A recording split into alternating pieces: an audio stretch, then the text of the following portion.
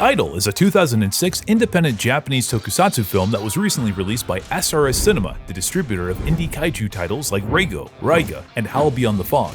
I recently sat down with the film's director and my friend Norman England to dive into what it took to make the iDOL a reality, where his love for cinema started, and what advice he has for young filmmakers.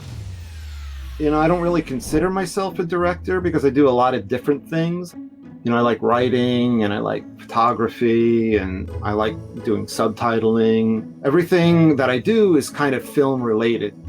Film has always been a thing I've been very interested in since I was a kid. Invaders from Mars, weird, fantastic beings of a super intelligence. You know, my first movie that I saw that I consciously remember was Invaders from Mars.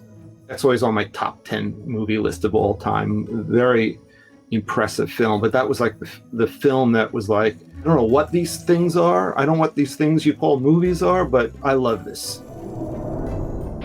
You know, around the 1970s, I begged my mom. She got me a Super 8 camera, so I used to shoot little clay animation things. I was always trying to make a Godzilla fan film before fan films were a thing. In the 1980s, Sony released the Video 8 stuff. I got a camera there. Then, you know, I moved to Japan and I kind of didn't have access to stuff until I started to write for Fangoria. My first set in Japan was GAMERA 3. Through 2001 to 2004, I was on the set of all the Millennium Godzillas. Around 2004, I was like, you know, I'm going to make a movie.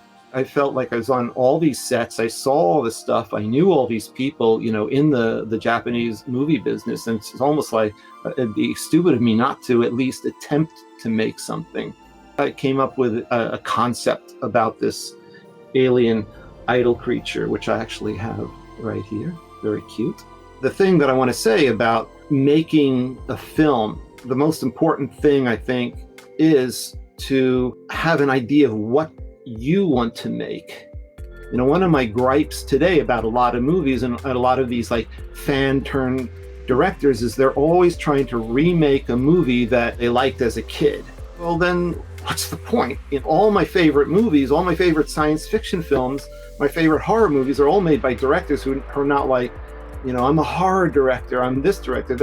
They're movie makers. You know, they know the craft of movie making and they apply that craft. When I made the iDOL, was like, you know, if I'm going to make a movie, I've got to make sure that I'm not just trying to like, it sounds kind of crass, but just off and, you know, make my version of something. I mean, it's okay to be inspired by something. And like I said, like, you know, I'm inspired by Invaders from Mars, but I'm inspired by how Invaders from Mars made me feel, how it made me look at the world. I'm not saying that my movie is as interesting as Invaders from Mars, but I was like, okay, well, the first thing I really have to do is make sure that I have an idea. I have to work very hard on the idea and the concept and make sure that logically it flows. And that's how my movie came about, was me first deciding, okay, I want to make a movie. What kind of movie can I make? And what kind of resources, what kind of talent resources do I have available to me? And how can I exploit those resources to my benefit, to my movie's benefit? Stop. Making a movie is really like a community effort. That's why I kind of laugh. And I don't even like that when it says like so-and-so's whatever. There's really so many people involved in the filmmaking process. I think it's almost egotistical just to put your name. That's why I really don't write like Norman England's The iDOL. Yeah, sure, it's my movie. I went out and made, but I couldn't have made this movie, any of the movies I've made. I could never have done it without the talent. You know, people that are more talented than me putting their work into my film. One of the things that I learned on the iDOL was like the joy of the set, the joy of coming up with things while you're filming. My lead actor, Gene Sasaki, I mean, he came up with some really good ideas. I'm like, great, let's do it. A lot of times, what I guess I can say with actors is for them, that moment on the set is like their drug. That's where they can do their thing.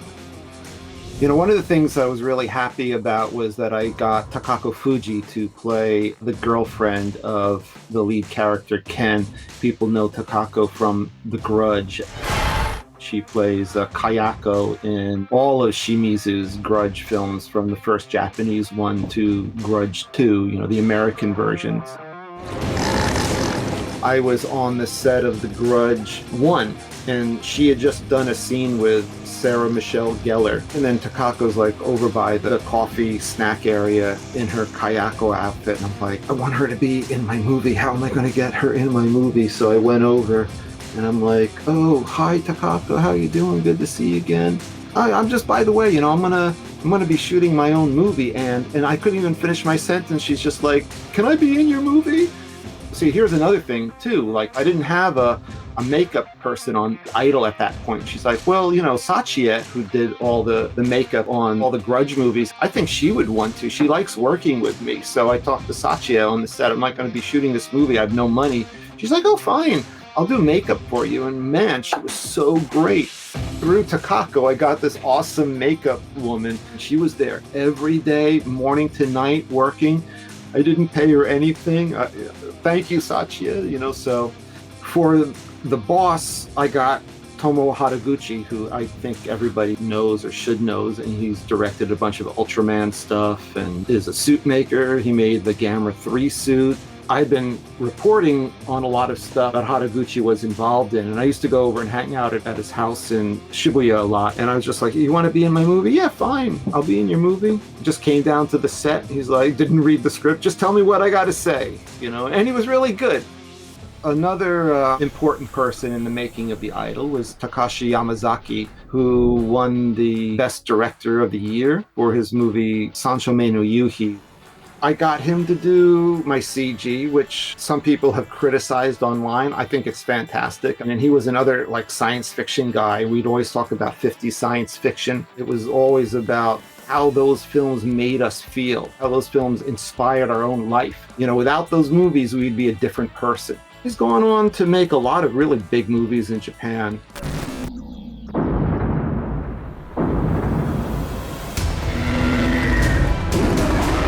And always, too, there's that Godzilla scene in the beginning. And that came about because the guy who made my alien suit in the beginning and in the ending, Fujiwara Kakusei, they met on my set of the iDOL. So I introduced the two of them together. And then when Yamazaki wanted to do the Sanshomei no Yuhi 2 and he had this Godzilla scene, he had Kakusei make the sculpt that they used for the CG model. So whenever I see that scene, I was like, if it wasn't for the iDOL, that scene would be completely different because those two wouldn't have, you know, work together to make that scene. So that's kind of neat. The Blu Ray comes with a separate soundtrack on it. So I got Ko Otani, you know, who did all the GAMERA music, and Kaneko's GMK wrote me a wonderful score, a score that's probably better than the movie, but we've got that on a separate track on the Blu-ray, so you can listen to the music that he wrote for the film on that. So working on my movie was Hajime Matsumoto, who is a visual effects director in Japan, and he worked on all the GAMERA films, Kaneko's Godzilla movie. He worked on The Ring.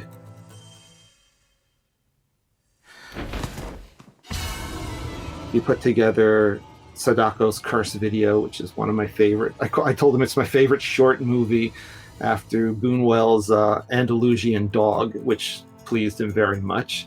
Matsumoto's a very secretive guy, doesn't like to talk about his work. It was very hard to, how can I say, break the cold exterior of Matsumoto. He's a guy who also knows movies, loves movies, so we're on the set and we'll be like, oh, you know, this is the type of effect I want. I'm like, aren't you just like making that effect like this movie? He goes, Norman, you know this too well. So a lot of the Tokusatsu filmmakers in Japan, a lot of the directors that are into kaiju movies and stuff like that, they come from, you know, very solid Japanese and American and British science fiction background. So they really know that. That's like their vocabulary. It's always been my goal is not to just redo something, but to recreate the feeling that those movies gave to me. And that's the thing that I found, you know, that the filmmakers that worked on the iDOL with me, you know, they were all guys working for that same kind of goal. So that was the thing that I think attracted Yamazaki to my film and Matsumoto to my film, was that, you know, I really just wanted to make a pure science fiction film. You know, and that's another like bit of advice I have for, you know, filmmakers. It's like, don't be afraid to take outside advice, because the audience doesn't care. You know, the audience is there to see the best film that they can make. I mean, I've worked with people, mostly Americans, who are like, you got to use my idea because it's my idea. And it might be like, your idea is just not good. It's just not, you know, not working. But they want it there so they can say that I did that. Those are the people you do not want to work with, you know, because they're not there for the film. They're there for themselves. Filmmaking is a community effort. Now, as a director, you want to give the staff the chance to express themselves, but you still have to decide whether that's the best call for the movie. Like Yamazaki was a guy, he's like, how about doing this? How about doing that? And I'd be like, this is good. I can't do that. That's not what I want to do. Okay, fine. And they respect that because they know that's what the director is there to do. The director's there to decide what's appropriate for the type of film that everyone's trying to make.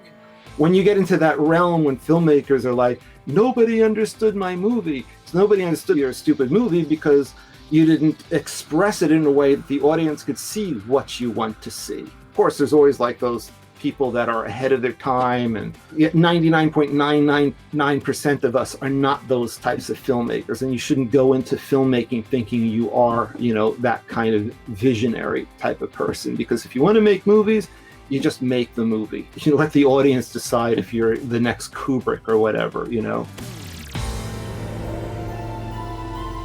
I think my happiest moments during making the iDOL was when I saw people on my staff and on my cast happy. I felt very good that, you know, I could help them feel good and happy, and create this environment where having a good time. And it was really the only way I could pay them. It's very important to me to have a good relationship with everybody, and that everybody's having, you know, doing the job and having a good time. I mean, that's to me what filmmaking is all about. Well, I hope people feel motivated enough to go and see my movie. I'm very proud of the iDOL, and I'm proud of the people that are involved in the iDOL. Sometimes people are like, they make a movie, they can't stand to watch the movie because it just brings back, you know, bad memories or something. You know, I watched the iDOL and I'm like, oh, I remember shooting this. This was so much fun. We had such a good time with this. I think people, when they see it, they may come in like, what am I getting myself into? I think people will be pleasantly surprised by what they find. So please watch my movie or I'll sick Matt on you, okay? All right, no. You can purchase the iDOL on Blu Ray directly from SRS Cinema's website, purchase the DVD from online outlets like BestBuy.com, or rent or buy it via streaming courtesy of Amazon Prime. A big thank you goes out to Norman for taking the time to talk to us for this video. You can follow him over on Twitter at NormanC.England and get updates for upcoming projects, such as his book, Behind the Kaiju Curtain, due out this May. Also, if you like this video, give it a like, share it, subscribe right here to Monstrosities, a vlog of Tokusatsu.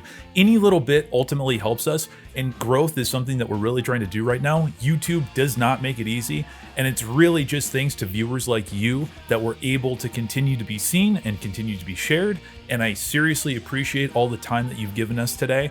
And with that said, for Godzilla's sake, keep watching Tokusatsu for the good of mankind and yourselves. We'll see you soon. Thanks again.